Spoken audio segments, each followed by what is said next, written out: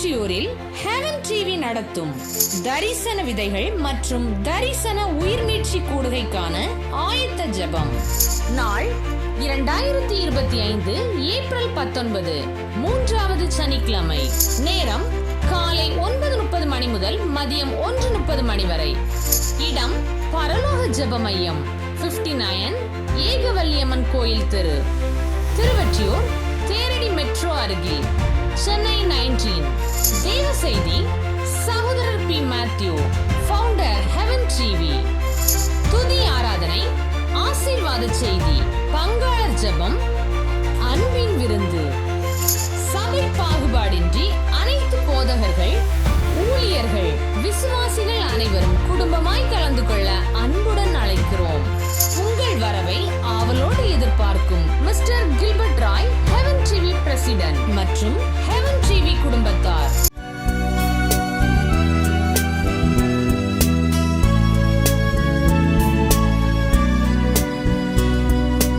அங்கே தெரியும் வெளிச்சம், அது கலங்கரை தீபமோ?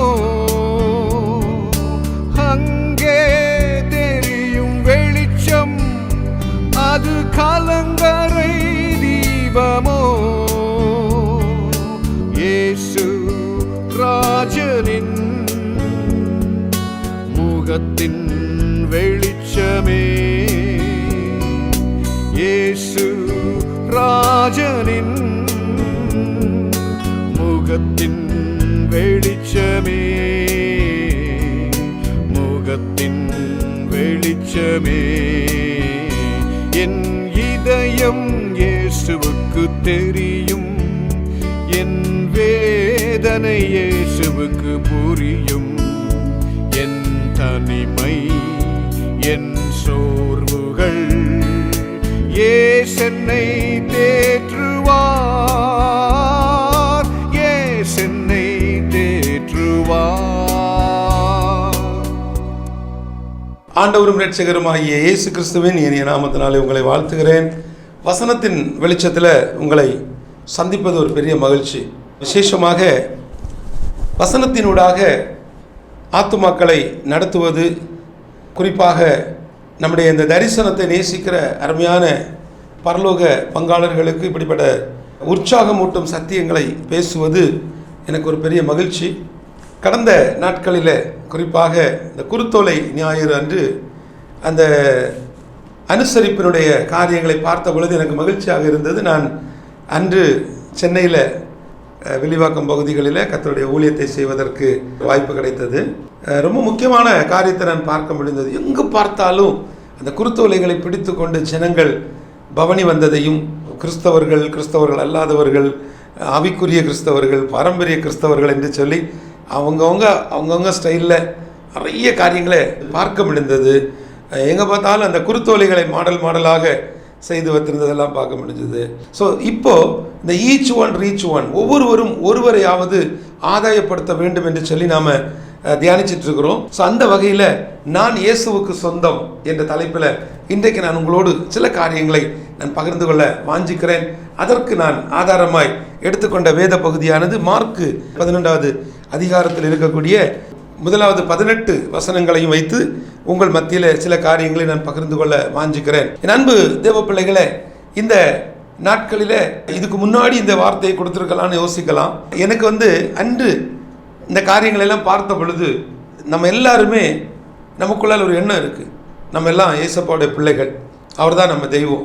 இதெல்லாம் இருந்தாலும் பல இடங்களில் பல சூழ்நிலைகளில் நான் இயேசுவுக்கு சொந்தம், என்னுடைய ஆவி ஆத்தும சரீரத்திற்கு என் இயேசு உத்தரவாதமானவர், அல்லது நான் அவருக்கு சாட்சியானவன் என்று சொல்லக்கூடிய பல நிலைகளை, பல சந்தர்ப்பங்களை நாம் இழந்து வருகிறோம்.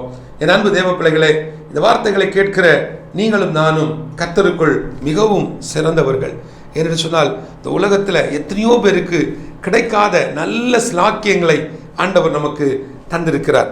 வசனத்தின்படி நம்ம பார்த்தோம்னு சொன்னால், இங்கே முதலாவது சொல்லப்பட்டிருக்கக்கூடிய ஒரு காரியம், அவர் பெத்தானியா என்னும் ஊருக்குள் வந்தபொழுது தம்முடைய சீசரில் 2 பேரை பார்த்தவர் சொல்லுகிறார், நீங்கள் எதிரே இருக்கக்கூடிய கிராமத்துக்கு போங்க, அங்கே பிரவேசித்த உடனே மனுஷர் ஒருவரும் ஒரு காலும் ஏறியிராத ஒரு கழுதை குட்டி கட்டி இருக்க காண்பீர்கள். ஒரு கட்டப்பட்ட ஒரு கழுதை அங்கே இருக்கும். அந்த கிராமத்தில் போன உடனே உங்களுக்கு தெரியும், அது இருவழி சந்தியில் கட்டப்பட்டிருந்தது. அப்போ இந்த சத்தியத்தை நான் பார்க்கும் பொழுது இன்றைக்கு இரு நிலைகளில் இரு மனமுள்ளவர்களாக அநேகர் இன்றைக்கு கட்டப்பட்ட நிலைமையில் இருக்கிறார்கள். இந்த கழுதையை போல, கழுதையை குறித்து தனியாக செய்து கொடுக்கலாம். ஆனால் இங்கே நம்ம இன்றைக்கு தியானிக்கிறது 3 காரியம்தான். முதலாவது, அந்த கழுதை கட்டப்பட்டது மாத்திரமல்ல, அது இயேசுவுக்காகவே கட்டப்பட்ட கழுதை. ஏன்னா மனுஷர் ஒருத்தருமே அதில் ஏறாத ஒரு கழுதையாக இருந்தது. ராஜாக்கள் புஸ்தகத்தில் அங்கே நீங்கள் சாலமோனுடைய நாட்கள் இதெல்லாம் நீங்கள் பார்க்கும் பொழுது இந்த கழுதைக்கு அன்று முக்கியத்துவம் இருந்திருக்கிறது.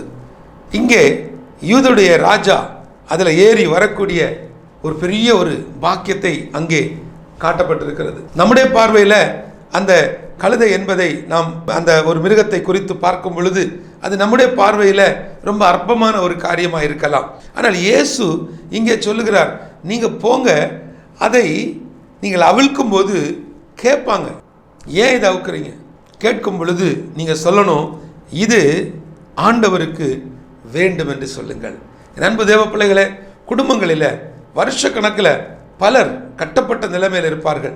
ஞானஸ்தானம் எடுத்திருப்பாங்க, பரிசுத்த ஆவியை பெற்றிருப்பாங்க, கர்த்தருக்காக ஊழியம் செய்திருப்பாங்க, ஆண்டவருக்காக பெரிய காரியங்களை செய்திருப்பாங்க. ஆனாலும் அவர்களுக்குள்ள ஒரு கட்டப்பட்ட நிலைமை, அந்த கட்டப்பட்ட நிலைமை வரும் பொழுது நான் இயேசுவுக்கு சொந்தம், நான் ஆண்டவருக்கு வேண்டும் என்ற ஒரு மனநிலை, ஒரு மனப்பக்குவம் நமக்குள்ளே வரும் என்று சொன்னால் நிச்சயமாக கர்த்தர் நம்மை கொண்டு பெரிய காரியங்களை செய்வார். நம்முடைய கட்டப்பட்ட நிலையிலிருந்து நாம் காப்பாற்றப்படுவோம். என் அன்பு தேவ பிள்ளைகளை, இங்கே சொல்லப்பட்டிருக்கிறது, இந்த வசனத்தின்படி உடனே அதை இவ்விடத்திற்கு அனுப்பி விடுவான் என்று சொல்லி அவர்களை அனுப்பினார். அவங்க அதே போல் என்ன செஞ்சாங்க, நீங்கள் இந்த குட்டியை ஏன் அவுக்குறீங்கன்னு கேட்ட உடனே அவர்கள் போக விட்டதுக்கு காரணம் என்ன தெரியுமா? இந்த கழுதை குட்டி இயேசுவுக்கு தேவை. அப்போ இயேசுவுக்கு தேவை என்று வரும் பொழுது இந்த உலகம் நமக்கு சில அடிமைத்தனத்திலிருந்து, சில பாடுகளிலிருந்து, சில கட்டப்பட்ட அனுபவத்திலிருந்து நமக்கு விடுதலையை தருகிறது. அது இயேசுவுக்காக கிடைக்கிற விடுதலை, அது இயேசுவின் நாமத்தினாலே கிடைக்கிற விடுதலை, அது இயேசுவின் இரத்தத்தினாலே கிடைக்கிற விடுதலை. ஆனால் அந்த விடுதலையை பெற்றுக்கொள்வதற்கு ஒரு கால அவகாசம் உண்டு. நான் இந்த கழுதை குட்டியை குறித்து யோசிக்கும் பொழுது நான் யோசிச்சு பார்த்தேன், அப்போ இது இவருக்காகவே ஆயத்தம் செய்யப்பட்டு அங்கே கட்டப்பட்டு வைக்கப்பட்ட ஒரு கழுதையாக இருந்தது. இயேசு சொல்கிறார், நீ கரெக்டாக இங்கே போங்க, அங்கே அது நிற்கும், அது எனக்கு வேணும்னு சொல்லி கூட்டு வந்துருங்க, அவ்வளோதான். அதே போல் உங்கள் வீடுகளில், அது உங்கள் மனைவியாக இருக்கலாம், உங்கள் பிள்ளைகளாக இருக்கலாம், உங்கள் கணவராக இருக்கலாம், ஒருவேளை கட்டப்பட்ட அனுபவத்தில் இருந்து கொண்டிருப்பாங்கன்னா உங்களுக்குள்ள ஒரு நம்பிக்கை இன்றைக்கு பிறக்கட்டும், ஒரு உறுதி பிறக்கட்டும். இந்த நாட்களில் இயேசுவின் பாடு மரணத்தை தியானிக்கிற இந்த நாட்களில் நான் ஒருவரை ஆதாயப்படுத்துவதற்கு நான் தெரிந்து கொண்ட அந்த நபர் என் கணவர், என்னுடைய மனைவி, என் வீட்டில் என் மகன் ரட்சிக்கப்படாமல் ஆண்டோடைய அன்பை உணர்ந்து கொள்ளாமல் அலைந்து கொண்டிருக்கிறான், கர்த்தருக்கு விரோதமான வார்த்தைகளை பேசுகிறான், கர்த்தருடைய ஊழியத்தை செய்கிறவர்களை தவறாய் பேசுகிறான், கர்த்தருடைய ஊழியத்தை செய்யக்கூடியவர்களை குறித்து தேவையில்லாத காரியங்களை பேசிக்கொண்டிருக்கிறான், அனாவசியமான வார்த்தைகளை பேசுகிறான். இப்படிப்பட்ட என் மகன் ரட்சிக்கப்பட வேண்டும், என்னுடைய கணவர் ரட்சிக்கப்பட வேண்டும், வீணான செலவுகளை செய்து குடும்பங்களுக்குள்ள அடிக்கடி சண்டைகளை உண்டு பண்ணக்கூடிய ஒரு பொல்லாத சத்துருவின் அந்தகார தந்திரம், ஒரு வல்லமை என் மனைவிக்குள்ளிருந்து செயல்படுகிறது. எங்கள் குடும்பத்துக்குள்ள எங்க பார்த்தாலும் சண்டை, ஒரு கட்டப்பட்ட ஒரு அனுபவம். நாங்கள் நன்றாக ஆராதிக்கிறோம், சபைக்கு போகிறோம், வீட்டில் குடும்ப ஜெபம் பண்ணுகிறோம், இதெல்லாம் செய்தாலும் எங்க வீட்டுக்குள்ளால ஒரு கட்டப்பட்ட அனுபவம்னு சொல்றீங்கன்னா இன்றைக்கு சொல்லுங்க, நாங்கள் இயேசுவுக்கு வேண்டும், நாங்கள் இயேசுவுக்கு சொந்தமானவர்கள், எங்கள் குடும்பத்துக்குள்ளிருந்து இந்த கட்டுகள் மாறும் என்று சொல்லி நீங்கள் விசுவாசிக்கும் பொழுது உங்கள் கட்டுகளிலிருந்து உங்களை மீட்டெடுத்து இது ஆண்டவருக்கு வேண்டும் என்று சொல்லி அவர் உங்களை பாதுகாத்துக் கொள்வார். எத்தனை பேர் நீங்கள் சொல்ல முடியும், ஆண்டவர் இன்றைக்கு என்னோடு கூட இடைப்பட்டு கொண்டிருக்கிறார், என்னுடைய வாழ்க்கையில் கர்த்தர் கொடுக்கிற இந்த வார்த்தை என் வாழ்வின் பல நிலைகளில் என்னை உற்சாகப்படுத்துகிறது என்று சொல்லி நீங்கள் எத்தனை பேர் சொல்ல முடியும்? அடுத்ததாக இங்கே சொல்லப்பட்டிருக்கக்கூடிய இரண்டாவது காரியம், முதலாவது காரியம், நான் இயேசுவுக்கு சொந்தம், நான் ஆண்டவருக்கு வேணும்.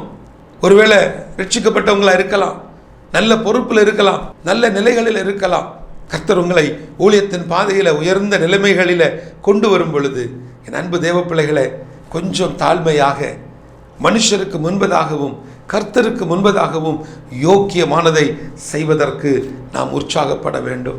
தேவனுடைய நாமத்தை உயர்த்தின அதே வாயினால தேவனை தூஷிக்கிற காரியங்களை, பரிசுத்த ஆவியானவரை துக்கப்படுத்துகிற காரியங்களை செய்வதற்கு நாம் இடம் கொடுக்கக்கூடாது. எந்த சூழ்நிலையிலையும் எந்த தேவ மனிதரும் எந்த ஊழியக்காரர்களும் எந்த ஊழியக்காரிகளும் அப்படிப்பட்ட ஒரு இடத்திற்கு, அப்படிப்பட்ட ஒரு நிலைக்கு நாம் போகக்கூடாது. காரணம், நம் மூலமாய் தேவன் மகிமைப்பட்டு கொண்டிருக்கிறார். இது ஆண்டவருக்கு வேண்டும் என்று சொல்லி அந்த கழுதையை பிடித்து கொண்டு வருகிறார்கள். எல்லாரும் சேர்ந்து அனுப்பி வைக்கிறாங்க. போங்க, இப்படிதாங்க ஆகாத கல்லாக கட்டப்பட்ட நிலைமையில் இருந்த உங்களையும் என்னையும் மீட் எடுத்து இது ஆண்டவருக்கு வேண்டும் அப்படின்னு கொண்டு வந்தா நான் இயேசுவுக்கு சொந்தம்னு நீங்கள் உங்களை தாழ்த்தும் பொழுது ஆண்டவர் உங்களை பயன்படுத்த ஆரம்பிப்பார். இங்கே ரெண்டாவதாக சொல்லப்பட்டிருக்கிறது, அந்த கழுதையை அழைச்சிட்டு வந்து வசனத்தில் நீங்கள் பார்க்கும் பொழுது 7வது வசனத்தில், அவர்கள் அந்த குட்டியை இயேசுவினிடத்தில் கொண்டு வந்து அதன் மேல் தங்கள் வஸ்திரங்களை போட்டார்கள். அவர் அதன் மேல் ஏறி போனார். நல்லா கவனித்துக் கொள்ளுங்க. இயேசு வந்ததுனால, இயேசு எனக்குள் இருப்பதுனால, அவருடைய மகிமை எனக்குள் ஏறியதுனால, இன்றைக்கு அவரை நான் சுமக்கிறதுனால தான் இந்த வாழ்க்கை. இந்த வாழ்க்கை எப்படி உங்களுக்கு கிடைச்சது? நீங்கள் இயேசுவை ஏற்றுக்கொண்டதுனால. இல்லைன்னு சொன்னால் நம்ம எங்கேயோ இருந்திருப்போம். பாருங்க, அந்த கழுதை வந்த உடனே இயேசு ஏறணும்னா சில ஆயத்தங்கள் தேவைப்படுது. ரட்சிப்பின் வஸ்திரத்தை விரிக்க வேண்டியதாக இருக்குது. அந்த மனம் திரும்பக்கூடிய அனுபவம் வர வேண்டியதாக இருக்குது. மனம் திரும்பினா மட்டும் போதாது, குணம் மாறணும். இன்றைக்கி நிறைய பேர் மனம் திரும்பிடுறாங்க, ரட்சிக்கப்பட்டுடுறாங்க, வசனத்தின்படி எல்லாம் செஞ்சிடறாங்க, செய்ய வேண்டிய காரியங்களில் ஒரு குறையும் இல்லை. ஆனால் குணம் மட்டும் பிறவி குணமாக இருக்குது. நாம் காட்டுகிற அந்த மேட்டிமை நம்மை ஒரு நிற்கக்கூடாத இடங்களில், பேசக்கூடாத இடங்களில், பார்க்கக்கூடாத இடங்களில் நம்மை கொண்டு போய் நிறுத்திடும். கர்த்தரை எங்கெல்லாம் மகிமைப்படுத்துறதுக்கு வாய்ப்பு கிடைக்குதோ அங்கெல்லாம் அவரை மகிமைப்படுத்துங்க. அவரை துதிக்க வேண்டிய இடங்களில், அவரை உயர்த்த வேண்டிய இடங்களில், அவரை ஆராதிக்க வேண்டிய இடங்களில், அவருடைய வார்த்தைகளை போதிக்க வேண்டிய இடங்களில், சமயம் வாய்த்தாலும் வாய்க்காவிட்டாலும் எப்படி ஆகிலும் அவரை பிரசங்கிப்பதற்கு உங்களை விட்டுக் கொடுங்க. இன்றைக்கி யாரை பார்த்தாலும் நான் நிறைய ஹெல்ப் பண்ணுறேன், நிறைய பேருக்கு உதவி செய்கிறேன், நிறைய பேருக்கு சாப்பாடு போடுறேன், நிறைய ஊழியம் செய்கிறேன், இதை பண்ணுறேன், அதை பண்ணுறேன், நிறைய சொல்கிறாங்க. ஆனால் அவர்களுக்குள்ள இயேசு ஏறக்கூடிய அந்த கழுதையை பாருங்க. இந்த 7வது வசனத்தில், இயேசுவின் இடத்துல அவரை கொண்டு வந்த உடனே வஸ்திரங்களை போட்டுறாங்க. அப்போ இயேசு இடத்துல போகணுன்னா, அல்ல இயேசு என் மேலே சவாரி செய்யணும்னா, நான் இயேசுவை சுமக்கணும்னு சொன்னால் அந்த ரட்சிப்பின் வஸ்திரம் எனக்கு தேவையாக இருக்கிறது. ஏன்னா இயேசு என்னுடையவர், நான் இயேசுவுக்கு சொந்தம். இப்போ பாருங்களேன், அப்படியே எருசலேமுக்குள்ளே பிரவேசிக்கிறது வரைக்கும் என்ன செய்கிறாங்க? எங்கே பார்த்தாலும் வசனத்தில் சொல்லப்பட்டிருக்கிறது, வஸ்திரங்களை வழியில் விரித்தார்கள், வேறு சிலர் மரக்கிளைகளை தரித்து. சந்தோஷம். அந்த சந்தோஷத்தில் நாம் என்ன காரியங்களை செய்தாலும் அந்த சந்தோஷத்தின் ஊடாக அங்கேயும் தேவன் உயர்த்தப்பட வேண்டும், தேவன் மகிமைப்பட வேண்டும். என்ன கவனித்துக் கொள்ளுங்க என் அன்பு தேவ பிள்ளைகளே. கட்டப்பட்ட நிலைமையில் இருந்த அந்த கழுதை இயேசு ஏறின உடனே அந்த கழுதைக்கு ஒரு பெரிய ஒரு மகிழ்ச்சி. கழுதை இயேசு என் மேலே இருக்கிறார்னு சந்தோஷப்படலாமே தவிர, நான் தான் இயேசுவை சுமக்கிறேன், நான் சுமக்கிறதுனால தான் இயேசுவுக்கு மகிமை, இந்த எண்ணம் வந்துட்டுன்னா அடுத்த நிமிஷமே நாம் இருக்கிற இடம் இது இல்லை. நாம் இங்கே இந்த உலகத்தில் இருக்க முடியாது, இந்த மனிதர்களோடு நடமாட முடியாது. அதுக்குன்னு தனியாக ஒரு இடத்துக்கு நம்மளை கூட்டிகிட்டு போயிடுவாங்க. நல்ல கவனித்துக் கொள்ளுங்க, ரொம்ப ரொம்ப ஞானமாக இருங்க. பிள்ளைகளின் மேலே ஒரு கண்ணை வச்சிடுங்க. எல்லாத்துக்கும் மேலே என்னுடைய வாலிப பிள்ளைகளை குறித்து பரிசுத்த ஆவியார் அந்த குருத்தோலை ஞாயிறு நாட்களில் அதிகமாக என்னை பாரப்படுத்தினார். ரொம்ப மனசு கஷ்டமாக இருந்துச்சு சில காரியங்கள், சில காட்சிகளை பார்த்த பொழுது. ஆனால் ஒன்று மட்டும் நான் புரிந்து கொண்டேன், அருமையான திருச்சபை போதகர்கள், அருமையான தேவ ஊழியர்கள், குறிப்பாக அருமையான போதக பிதாக்கள், சபையினுடைய தலைமை போதகர்கள், உங்கள் சபைக்குள்ளே வாலிபர்களை வைத்து கூட்டம் நடத்துங்க. உங்கள் சபைகளுக்குள்ள வாலிப பிள்ளைகளுக்கு என்று சொல்லி விசேஷித்த கூட்டத்தை நடத்துங்க. அப்படி கூட்டத்தை நீங்கள் நடத்தும் பொழுது வசனத்தில் இல்லாத, இயேசுவை மகிமைப்படுத்தாத, தேவனை உயர்த்தாத ஒரு சத்தியத்தையோ அல்லது மனுஷனை திருப்திப்படுத்தக்கூடிய ஒரு காரியத்தையோ நீங்கள் அனுமதிக்காதபடிக்கு நம்முடைய வாலிப பிள்ளைகளை நீங்கள் எச்சரிக்கையோடு பார்த்து கொள்ளுங்க. கவனமாய் பார்த்து கொள்ளுங்க. ஏன்னு சொன்னா, ஒரு வாலிபத்தில் சிருஷ்டிகரை நினைத்த பிள்ளைகள் கர்த்தருக்காக எழும்பி வைராக்கியமாய் காரியங்களை சாதிப்பார்கள். என் அன்பு தேவ பிள்ளைகளே, இந்த கழுதை இப்படிப்பட்ட நிலைமையில எருசலேம் தேவாலயத்திற்குள்ள இயேசுவை சுமந்து வருகிறது. இங்கே வந்த உடனே அவர் அதெல்லாத்தையும் சுற்றி பார்த்துட்டு திரும்பவும் அவர் எங்கே போகிறார்? பெத்தானியாவுக்கு போகிறார். அப்படி அவர் அடுத்த நாள் பெத்தானியாவிலிருந்து புறப்படும். அவருக்கு ஒரு பசி உண்டாயிற்று. வசனத்தை படித்து பார்க்கலாமா? மார்க் 11வது அதிகாரம் 12வது வசனம். மறுநாளிலே அவர்கள் பெத்தானியாவிலிருந்து புறப்பட்டு வருகையில் அவருக்கு பசி உண்டாயிற்று. இயேசுவுக்கு ஒரு பசி, ஒரு பயங்கரமான ஒரு பசி. இன்றைக்கு அவர் நம்மளை அப்படி தான் பார்க்குறார். அவருடைய அன்பு பெரிது. நான் இயேசுவுக்கு சொந்தம் என்று சொன்னால் போதாது, இயேசுவுக்கு நான் சொந்தம்னா நான் கனி கொடுத்தே ஆகணும். இங்கே வசனம் சொல்லுகிறது, அப்பொழுது இலைகள் உள்ள ஒரு அத்தி மரத்தை தூரத்திலே கண்டு, நல்லா இருக்கு, நிறைய இலைகள் இருக்கு, பார்க்குறாரு, இவ்வளோ அழகா இருக்குதே, இவ்வளோ இலைகளோடு இருக்குதே, ஏதாயிலும் அகப்படுமோ என்று சொல்லி அவர் பார்க்க வந்தார். அத்திப்பழ காலமாய் இராதபடியால் அவர் அதனிடத்தில் வந்தபோது அதில் இலைகளை அல்லாமல் வேறொன்றையும் காணவில்லை. இங்கே தெளிவாக சொல்லப்பட்டிருக்கிறது, அத்திப்பழ காலம் இல்லை. ஆனால் இயேசு தேடுகிறார். ஏன்னா அவருக்கு ஒரு பசி. அவருடைய இந்த ஆத்தும பசியை தீர்ப்பதற்கு கிறிஸ்துவின் பிள்ளைகளாகிய நாம, போதகர்களாகிய நாம, ஊழியக்காரர்களாகிய நாம எப்பவும் கனி கொடுக்கிறவர்களாக, ஆல் சீசன், இந்த சீசன்ல மட்டும், இந்த 21 நாள் ஜபத்துக்கு மட்டும், அந்த 72 மணி நேரம் ஜபத்துக்கு மட்டும், அந்த 3 நாள் முழங்கால் ஜபத்துக்கு மட்டும், அல்லனா 3 நாள் கன்வென்ஷன் கூட்டத்துக்கு மட்டும் வந்துட்டு போகக்கூடியவர்களாக அல்ல, எப்பவும் கனி கொடுக்கவர்களாய் நீங்க இருக்கணும் என்று சொல்லி இயேசு எதிர்பார்க்கிறார். அதுதான் அவருடைய ஆத்தும பசி. எப்படி ஆகிலும் ஒருவரையாவது அழிவிலிருந்து, அறியாமையிலிருந்து, அக்னியிலிருந்து, மூட பழக்க வழக்கத்திலிருந்து மீட்டு எடுப்பதுதான் நம்முடைய ஒரு தலையாய நோக்கமாய் இருக்க வேண்டும். ஏனென்றால் நான் இயேசுவுக்கு சொந்தம். அவர்தான் என்னுடைய தேவன், அவர்தான் என்னுடைய தகப்பன் தாய். என் அன்பு தேவ பிள்ளைகளே, இந்த வசனம் நிறைய பேசலாம் இதை குறித்து. பார்த்தீங்கன்னா, நான் இதை எப்படி பார்க்குறேன்னா, அத்திப்பழம் காலம் இல்லையே, இவ்வளோ இலைகள் இருக்குது. அவர் போய் அத்திமலத்தை பார்த்தது மாத்திரம் இல்லை, அங்கே அவருக்கு இது முதல் ஒரு காலும் ஒருவனும் முன்னிடத்தில் கனியை புசியாதிருக்கடவன் சொல்லிட்டார். அடுத்தது நீங்கள் இங்கே பார்த்தீங்கன்னு சொன்னால், மறுநாள் காலை 20வது வசனத்தை பார்த்தீங்கன்னா, மறுநாள் காலையிலே அவர்கள் அவ்வழியாய் போகும்போது அந்த அத்திமரம் வேரோடு பட்டு போயிருக்கிறதை கண்டார்கள்.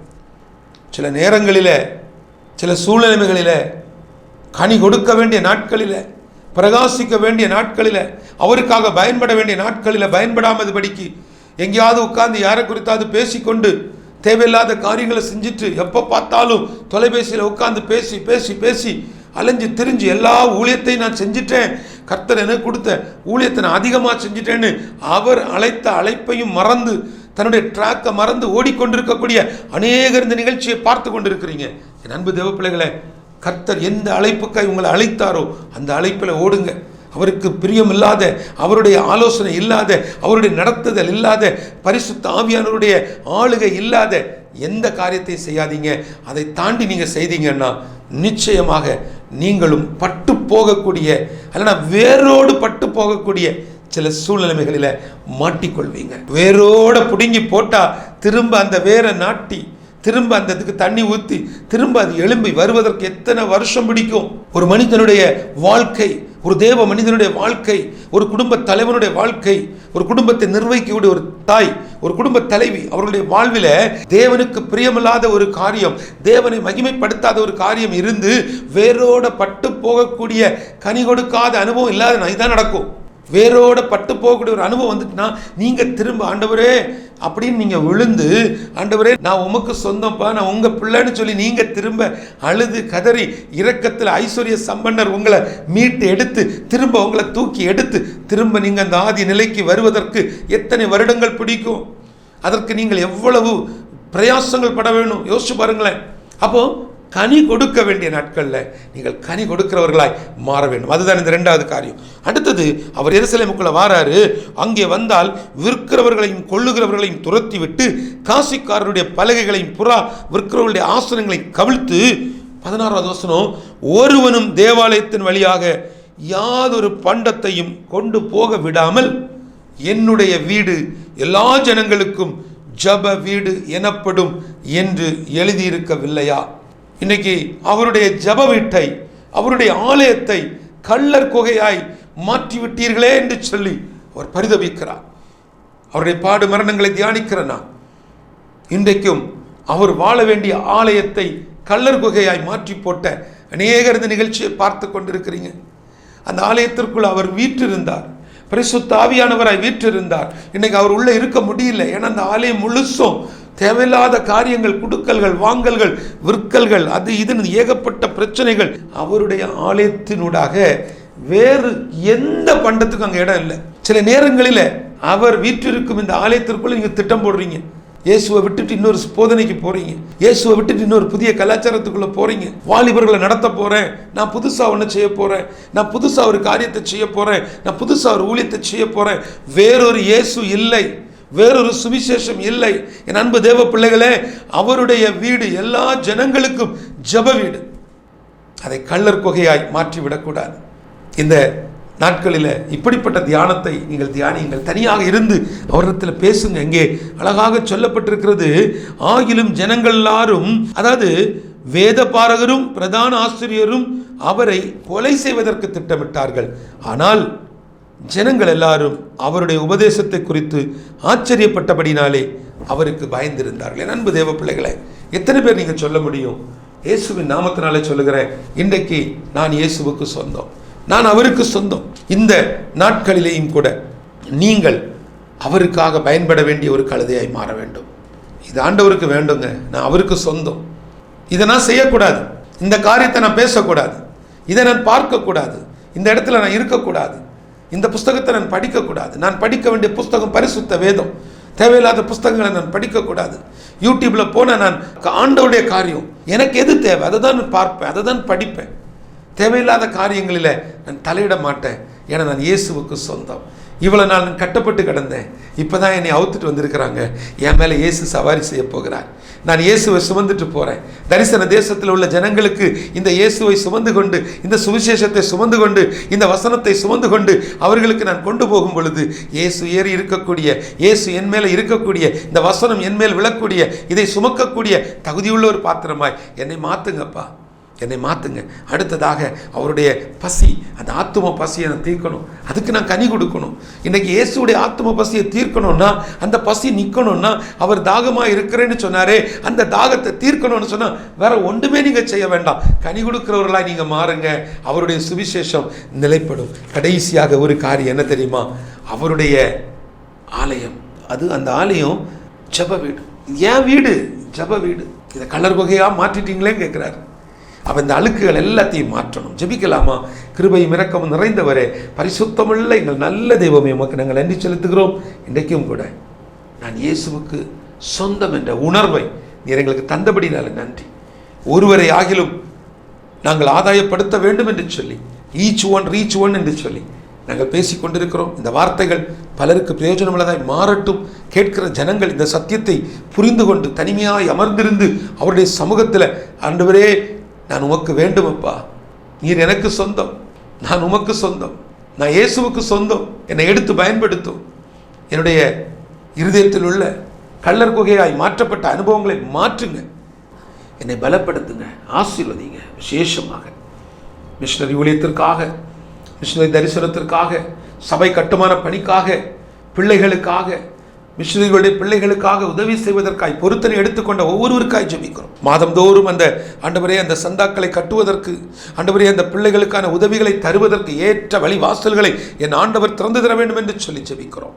விசேஷமாக கர்த்தாவே, இந்த நாட்களிலேயும் உம்முடைய பரிசுத்த கரம் இவர்களை தொடட்டும், ஆசீர்வதியும் பலப்படுத்தும். விசேஷமாக ஆண்டவரே, இந்த நேரத்திலேயும் கூட இந்த வார்த்தைகளை கேட்டு என் வாழ்வில் நான் கட்டப்பட்ட நிலைமையில் இருந்து நான் இயேசுவுக்கு சொந்தமாய் மாறுகிறேன், என்னுடைய இருதயத்தை நான் இயேசுவுக்கு கொடுக்கிறேன், என்னுடைய இருதயத்தின் வெளியே அவர் வாசல் படியில் நின்று கதவை தட்டி கொண்டிருக்கிறார், என்னுடைய இதே கதவை திறந்து நான் அவருக்கு ஒரு இடத்தை கொடுப்பேன் என்று சொல்லி ஒப்பு கொடுக்கக்கூடிய ஜனங்களுக்காய் ஜெபிக்கிறேன். நம்ம எல்லாரும் சொல்லலாமா? உங்கள் குடும்பத்தில் யாராவது ரட்சிக்கப்படாமல் இருக்காங்களா? மனம் திரும்பாமல் இருக்காங்களா? துணிகரமாக வாழ்ந்து கொண்டு இருக்கிறாங்களா? இயேசுவை ஏற்றுக்கொண்டு பரிசுத்த வசனத்தின்படியா ஞானஸ்நானம் பெற்று அபிஷேகம் பெற்று கர்த்தருக்காக ஊழியம் செய்து பின்மாற்றத்தில் இருக்கிறாங்களா? அவங்களுக்காக ஜெபிக்கலாமா? அவங்களுக்காக ஜெபி. தயவு செஞ்சு யாரையும் நியந்திக்க வேண்டாம், யாரை குறித்து முடிவு சொல்ல வேண்டாம். இங்கே நியாய தீர்ப்பு நமக்குரியது இல்லை, அது அவருக்குரியது. கர்த்தர் நீதி செய்வார், கர்த்தர் நீதி செய்வார். எல்லாரும் சொல்லுங்களேன், எல்லாரும் சொல்லுங்கள். வீண் பழி யார் மேலே சுமத்தப்பட்டிருந்தாலும் இயேசுவின் நாமத்தினால உலகம் பார்க்கிற பார்வை வேறு, தேவன் பார்க்கிற பார்வை வேறு. உங்கள் குடும்பங்களில் யாராகிலும் இப்படிப்பட்ட வீண் பழி சுமத்தப்பட்டு ஒருவேளை இன்றைக்கு இந்த உலகத்துக்கு ஒரு வேடிக்கை பொருளாக மாறலாம். இயேசுவின் நாமத்தினால அழைத்தவர் உண்மை உள்ளவர், அனுமதித்தவர் உண்மை உள்ளவர்.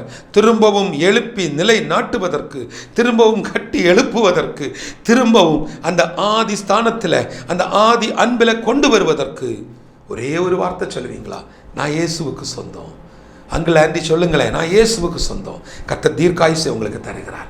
இயேசுவின் நாமத்தினால இப்பொழுதும் கூட இந்த நிகழ்ச்சியை பார்த்து கொண்டிருக்கிறவர்கள் இந்த வசனத்தின் வெளிச்சத்துக்குள்ள வந்து அந்த வெளிச்சத்தை தனக்குள் கொண்டு வரும்போது இயேசுவாகிய வெளிச்சம், வசனமாகிய வெளிச்சம், ரட்சிப்பாகிய வெளிச்சம் எங்களுக்குள்ள வரட்டும். இயேசுவின் நாமத்தினால் எங்களுக்குள்ள ஒரு புதிய மாற்றத்தை நீர் தந்து விட்டதுக்காக நன்றி. துதிக நன்மை எல்லாவற்றையும் அப்பா ஒருவருக்கே செலுத்துகிறேன். இயேசுவின் மூலம் ஜெபிக்கிறேன் நல்ல பிதாவே, ஆமேன், ஆமேன். எனக்கு மிகவும் பிரியமான என் அன்பு தேவஜனமே, வார்த்தைகளை கேட்டீங்க. நான் இயேசுவுக்கு சொந்தம் சொல்லுவீங்களா? சந்தோஷமாக சொல்லுங்களேன், நான் இயேசுவுக்கு சொந்தம். இந்த உலகத்தில் எல்லாம் மாறுங்க, இந்த உலகத்தில் எல்லாமே மாறும். நீங்கள் பார்த்துட்டு இருக்கக்கூடிய எல்லா காரியங்களும் மாறும். இப்போ நீங்கள் டிவியில் பார்க்குற எல்லா நியூஸ் எல்லாம் மாறும். ஏன்னா இந்த உலகம் முழுவதும் ட்ரெண்டிங்காக செட்டப்பட்டிருக்கிறது. எல்லாரும் ஏதாவது ஒன்று திரும்பி பார்க்கணும், எல்லாருடைய கவனங்களை மாற்றணும், சிதறடிக்கணும். இதுக்காக இந்த உலகம் அழகான செட்டிங்ஸ் எல்லாம் வச்சுருக்கிறாங்க. ஆனால் செட்டிங்ஸ் மாறாமல் இருக்கக்கூடிய ஒரே காரியம் என்ன தெரியுமா? யாராலையும் மாற்ற முடியாது. ஒன்று அவர் ஒருத்தர் தான் மாற்ற முடியும், ரட்சிப்பு. இந்த நாட்களில் ஒவ்வொருவரும் ஒருவரையாவது அவருடைய அன்புக்குள்ளே கொண்டு வரணும், அவருடைய நீதிக்குள்ளே கொண்டு வரணும், அவருடைய பாதையில் கொண்டு வரணும், அவருடைய வெளிச்சத்துக்குள்ளே கொண்டு வரணும். செய்வீங்களா? நல்ல வசனங்களை தியானிங்க, வசனத்தையே படிங்க. நீ வசனத்தை படிக்க ஏசப்பா நமக்கு ஹீரோவாக மாறிடுவார். அவர் தான் நமக்கு எல்லாமே. இயேசுவை மாத்திரம் பாருங்கள், அந்த வசனத்தின் வெளிச்சத்தை மட்டும் நீங்கள் பாருங்கள். அங்கங்கே உங்களுடைய மனசை போட்டு சிதறடிக்காதீங்க. ஏன்னா இன்றைக்கி பொழுதுபோக்குக்காக தேவையில்லாத காரியங்கள், தேவையில்லாத வீண் பழிகள், தேவையில்லாத விஷயங்கள் இதெல்லாம் நடந்து கொண்டு இருக்கும். ஆனால் நீதி செய்கிறவர் கர்த்தர். அவர் ஒரு நாளும் தன்னுடைய பிள்ளைகளை வெட்கப்படுத்த மாட்டார். நான் விசுவாசிக்கிறேன், நீங்கள் பார்த்த காட்சிகள் எல்லாம் மாறுதலாய் முடியும். கர்த்தர் நீதி செய்வார், கர்த்தர் நீதி செய்வார். நம்ம எல்லாரும் செய்ய வேண்டியது, என் முன்னாடி என் கூட இருக்கிறவங்க, என்னோடு வேலை செய்கிறவங்க, என்னோட பிரயாணப்படுறவங்க, ட்ராவலில் என் கூட வர்றவங்க எல்லாருக்காக ஜெபிங்க. உங்கள் வீட்டுக்கு டெலிவரி கொடுக்குறாங்க பார்த்தீங்களா, அந்த டெலிவரி பாய், அந்த டெலிவரி கேர்ள், அவங்களுக்காக ஜெபிங்க. உங்களை வண்டியில் கூட்டிகிட்டு போகிறாங்க பார்த்தீங்களா, கேப் டிரைவர்ஸ், ஆட்டோ டிரைவர்ஸ், இவங்கெல்லாம் நம்முடைய சகோதரர்கள். அவங்களுக்கு ஆவி ஆத்ம சரீரம் இருக்கேன்.